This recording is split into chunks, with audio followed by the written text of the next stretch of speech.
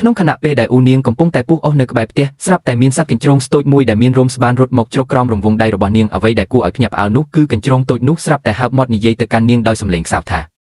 បងស្រីខ្ញុំកំពុងមានផ្ទៃពោះសូមជួយសង្គ្រោះខ្ញុំផងថ្ងៃក្រោយខ្ញុំនឹងតបស្នងគុណបំណាច់នេះវិញនៅពេលអូននាងពិនិត្យមើលក៏ឃើញថាវាមានរបួសយ៉ាងធ្ងន់ធ្ងរនៅត្រង់ជើងរហូតមើលឃើញដល់ឆ្អឹងនិងមានឈាមហូរមិនឈប់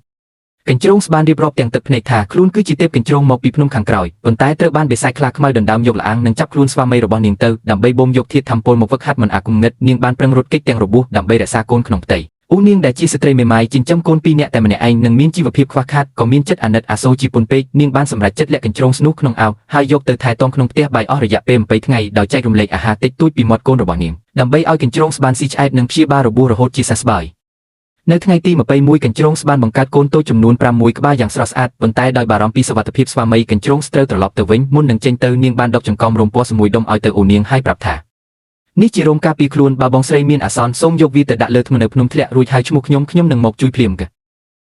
បន្ទាប់ពីកញ្ជ្រោងចេញទៅបាត់បាន4ថ្ងៃអូននាងមានចិត្តមិនដាច់ក៏ធ្វើដំណើរទៅកាន់ភ្នំនោះតាមផ្លូវនាងបានជួបនឹងសត្វសាហាវជាច្រើនប៉ុន្តែដោយសារមានរោមសេលនោះសត្វទាំងនោះមិនហ៊ានមកក្បែរនាងឡើយ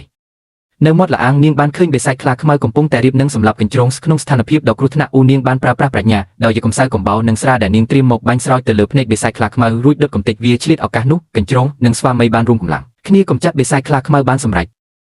ដើម្បីតបស្នងគុណបំណាច់ដ៏ធំធេងកញ្ជ្រោងស្បានប្រែកាយជាស្ត្រីដ៏ស្រស់ស្អាតហើយបាននាំយកប្រអប់មាសប្រាក់និងអសទិព្វមកជូនអ៊ូនាងអំណោយទាំងនេះបានជួយឲ្យអ៊ូនាងដោះស្រាយបំណុលចិញ្ចឹមកូនឲ្យបានរៀនសូត្រខ្ពង់ខ្ពស់និងរស់នៅក្នុងជីវភាពធូរធាររហូតដល់ចាស់